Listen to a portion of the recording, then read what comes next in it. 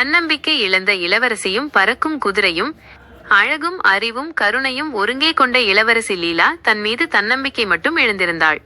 நான் எதற்கும் தகுதியானவள் இல்லை என்ற எண்ணம் அவள் மனதை ஆட்கொண்டிருந்தது. ஒரு நாள் சாம்ராஜ்யத்தின் பாதுகாவலான புனித நட்சத்திரம் திருடு போனது. அதை மீட்கக்கூடியவள் லீலா மட்டும்தான் என தீர்க்க தரிசனம் சொன்னது. ஊர் மக்கள் பயத்தில் உறைந்தனர். அரசர் லீலாவை அழைத்தார். லீலா தயங்கினாள். என்னால் முடியாது, நான் தோல்வியடைந்து விடுவேன்.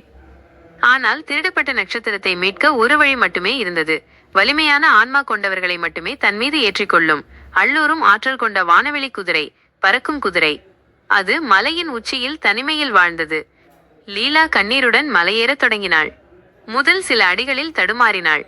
நீ தைரியமானவள் லீலா, உன் உள்ளுணர்வை நம்பு என்று அவளுக்குள்ளே ஒரு குரல் ஒலித்தது.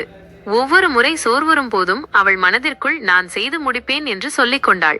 அவளுடைய உடல் தளர்ந்தாலும் அவளுடைய உறுதியும் விடாமுயற்சியும் அவளை மேலே இழுத்துச் சென்றன. உச்சிக்கு சென்ற லீலா அங்கே ஒளி வீசும் வானவெளி குதிரையை கண்டாள். அதன் கண்கள் லீலாவின் ஆன்மாவை ஆராய்ந்தன. லீலாவின் மனதின் ஆழத்தில் இருந்த உறுதியையும் தன்னுடைய பலவீனங்களை கடந்து வந்த தைரியத்தையும் குதிரை உணர்ந்தது. அது அன்புடனும் பணிவுடனும் லீலாவின் முன் தலை குனிந்தது. லீலா தயக்கமின்றி அதன் மீது ஏறினாள். அந்த நொடியில் அவளுடைய இழந்த தன்னம்பிக்கை முழுமையாக மீண்டது.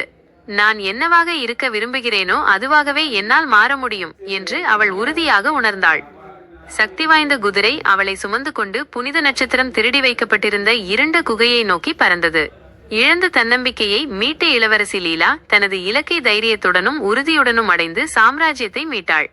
நீதி: உங்கள் தன்னம்பிக்கையை நீங்கள் இழந்தால் கூட உங்கள் உள்ளுணர்வையும் உங்களால் முடியும் என்ற நம்பிக்கையையும் நம்புங்கள். விடாமுயற்சியுடன் செயல்பட்டால் எந்த ஒரு சவாலையும் நீங்கள் வெல்லலாம்.